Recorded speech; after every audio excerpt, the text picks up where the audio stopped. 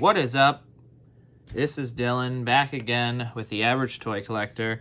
Today I have a toy video for you. I know a lot of people have been digging the Pokemon cards, and we'll do some more Pokemon cards, but I do want to continue to be showing everything that I collect and everything that I'm into, and not just one-dimensional. I know that might hinder some views and whatnot or whatever, but that's fine. I want to keep up with my collection as a whole and kind of show everything that I have at some point. That'll obviously take a while, but like getting everything on camera and having video proof of stuff is kind of my goal, or one of the goals with this. So yes, we're going to do a toy video today. But first, I did want to say or give a big thank you to everybody who's subscribed. I did hit 50 subscribers, and I know that doesn't sound like a lot, especially when you have subscribers out there in the hundreds of thousands of subscribers and stuff like that. But I don't expect this channel to get ginormous by any means, but to hit a milestone like 50 was super special to me, so I appreciate that. We're at 51 or 52 now, I think, and I appreciate all 52 of you that have subscribed, and it is really important to me that you have subscribed, so thank you for that. I do appreciate that. And I'll keep pumping away at videos as much as I can, and trying to get you guys some content so you guys can get use out of your subscription, I should say. But so today I want to finish the Stomp line of figures. This is Stomp Series 3. This is the final set of Stomp figures. They did have kind of a spin-off type of series that I will talk about next or in the future at some point.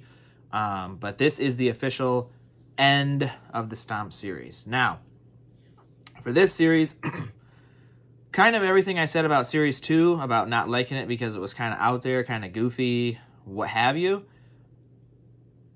I don't, this is a very out there set too, but in a different way, and I think it worked a lot better for this set.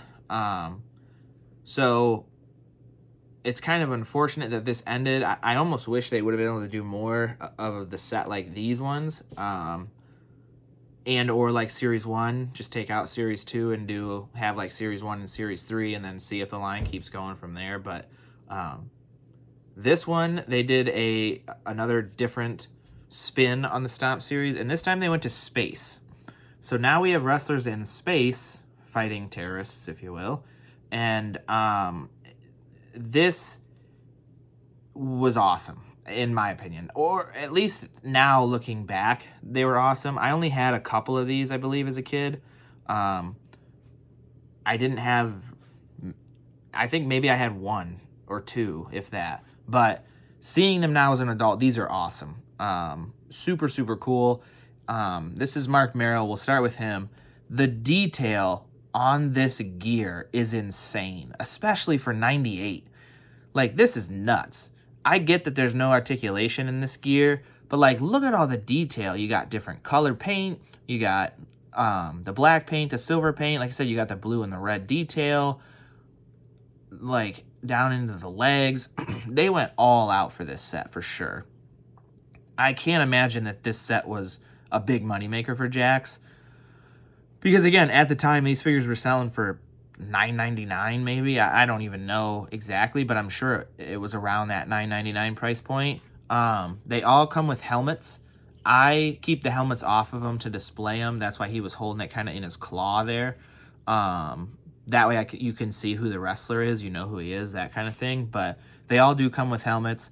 Like I said, this is Mark Merrow. If you take his gear off, he doesn't have a shirt on, so he's bare-chested, then he has silver tights. So not really a Mark Merrow that you would see in the ring. But for me, this is how I would always have him. I mean, this look is crazy. He has a backpack as well that clips into his back there. But the helmet, like I said, if you put the helmet on, it covers his face, like I was saying. And it doesn't fit the greatest because he does have a bandana on with like the knot of the bandana in the back there, you can see. So it doesn't fit him the greatest, the mask, but like I said, if you put it on him, you can't tell who he is. So that's why like I always just have his mask kind of chilling here in his claw. But that's Mark Marrow, and like I said, all of these figures look like this from a detail standpoint. Like this is nuts. And extremely cool. Like I said, I know the water one was kind of like not believable and like nobody likes it, blah blah blah, but like aliens and outer space is all imaginative essentially. So it's all kind of like your imagination, you know, that's what we think an alien looks like, or that's what it would look like if you wore a spacesuit or whatever. So like I can see this as, it makes sense, like this is a spacesuit, you know what I mean? Whereas like the water stuff, we know what scuba divers look like, we know what kind of weapons work underwater and things like that. So like that's where my imagination didn't really take me there, whereas I think this is a definite win when it comes to space toys. And that's why it's disappointing we didn't get more. I almost wonder if this line ended too because they went so all out on this wave 3 that they didn't make money, because of all the detail and stuff that they put into these toys. It's not cheap to make all these molds and to do all this stuff, and every one of these figures has a unique mold. So you're paying tons and tons of money to make these molds, and then you're only selling them for $9.99. And in '98, I understand $9.99 is not cheap by any, you know what I mean? Like it's not, obviously the times are different, so money was different, but like still, I just can't believe they made money on these toys with the way that these, how detailed these are. But anyways, let me stop talking about that. Next up, we have Kane. Kane is in the gold here. This is Kane's first time in the Stomp line. Mark Marrow's was his first as well, but this is Kane. There's his backpack. His backpack is still in silver, but then his gun, or his arm gun thing is in gold. His chest plate is in gold. So there's his chest plate. His other arm is in gold. There's his legs. Excuse me. There's his helmet, very similar to Mark Marrow's, just in that gold colored. His is also kind of a weird fit because of his hair. The way his hair, the plastic from his hair, it doesn't fit the greatest on him. So it looks kind of wonky. But again, like I said, I always just have him holding it here in his hand, like so. This Kane, if you take the gear off, it is exactly what a Kane would look like. He has the Kane top on and the Kane pants. The only thing is both of his arms are bare, whereas like Kane always had at least one sleeve, as far as I know. I don't think he ever wore like a full cut off. He always had one sleeve. But again, for a wrestling fan, this would be a perfectly fine Kane to have in your fig fed as a kid. So, like I said, a solid figure. I love the gold color that they did with the Kane. I think that pops really well. Like I said, he's got the spikes there, all the details still, down to the boots. He's got like an extra dagger knife here. It's just a solid figure. Obviously, you can tell that's Kane. The Mark Marrow one, I didn't talk about his face scan, but I think that was a decent face scan, especially for '98. I think most wrestling fans would know it's Mark Marrow, so anybody would know this is Kane. So that's pretty much a given. But so then we go on to Kane's brother, the Undertaker, and again they crushed it. They did him in his purple. They put him in the purple, which is a great choice for the Undertaker. Obviously, a color he wore. Again, there's the mask. Same with Kane, because of his long hair, it doesn't fit the greatest. I mean, it kind of goes on better than Kane's, to be honest, but he's got the claw similar to Mark Marrow.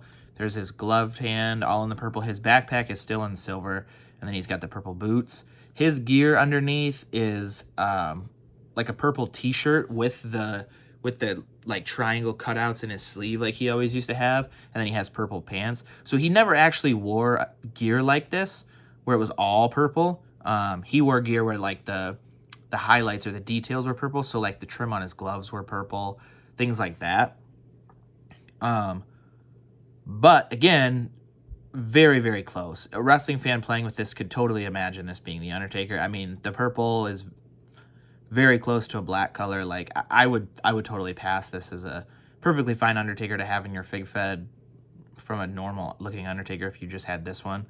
Again, the face scan, I'd say is pretty decent. I think any wrestling fan would be able to tell me that's the Undertaker. So again, not bad for 98 to be able to pull that off. What do we got going on here? Spiderweb or something? But yeah, like I said, again, more detail you got with like the hoses here. You got this, whatever this is, like some type of rope or shoulder thing going up there. Shoulder pad. Boots, again, crazy detail on the boots. Another dagger down here. Very solid Undertaker figure. And again, the mask, I just have him hold it in his hand right there. So there is the Undertaker. We're down to the last three. One of which, or two of which, are a tag team. I may have said in Series 2 that the Headbangers were the only tag team in the Stomp line. If I did say that, I was incorrect, because the Road Warriors also are in the Stomp line. And there they are right there. They both have their helmets. That Hawk helmet and Animal helmet right there are super sweet. Those are different helmets than what we've seen on the other three. The other three, I believe, all have the same helmet, just in different colors, whereas these guys actually have different helmets. So you can see like the eye radar thing there, and they have like almost like little guns coming off. Let me put him down so I can show you Hawk here. But there's Hawk. He's got the claw again, and he's got the armband, or the arm sleeve, chest piece with the spikes like you would see on a typical Legion of Doom, like chest piece or shoulder pads like they always wore. Cool leg pieces. There's the backpack. Then, like I said, so that's Hawk. I believe the only one I had as a kid is this Animal. I don't think I even ever had the Hawk. I only had the Animal, which is kind of weird, but it was probably just like saw it at the store one day, and my mom said I could get a figure or something, and Animal was the only one I wanted. So crazy long gun, helmet. There's the boots again. There's the big thing. The big thing with the Legion of Doom is the helmet being super different. And the thing about these guys is both Hawk and Animal have a bare chest or a bare torso, and then black tights underneath.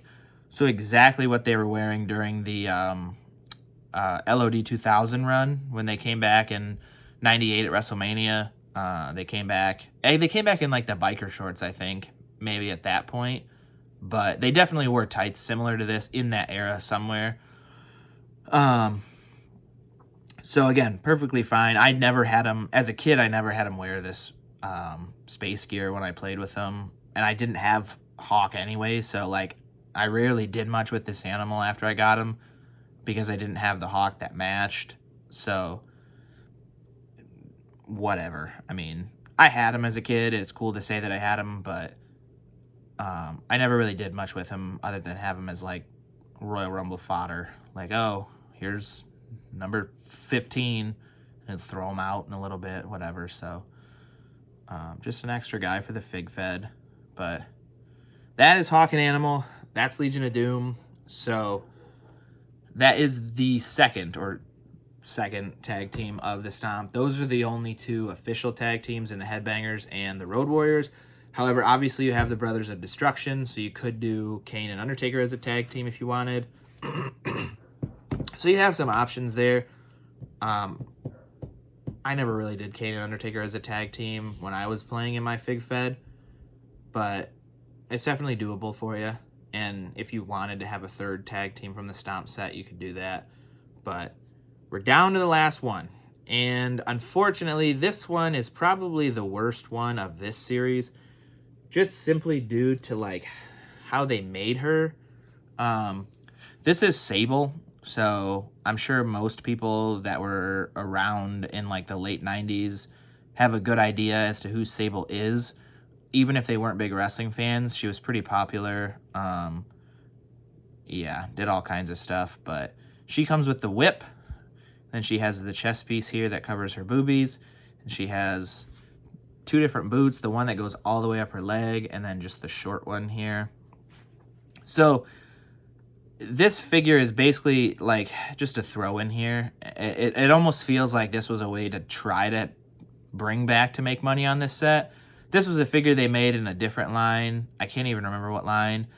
It's a horrible figure altogether. Like, you couldn't tell me that was Sable. If I had no idea anything about wrestling figures and somebody handed me this, I would not be able to tell you it was Sable. It doesn't look like her. It's terrible. She literally is wearing a bra and underpants. Like, I mean, if I took the gear off of her, she would look naked, essentially. I mean, like, it's just silliness. Like, you're not going to have her as a manager. Like, see? Like,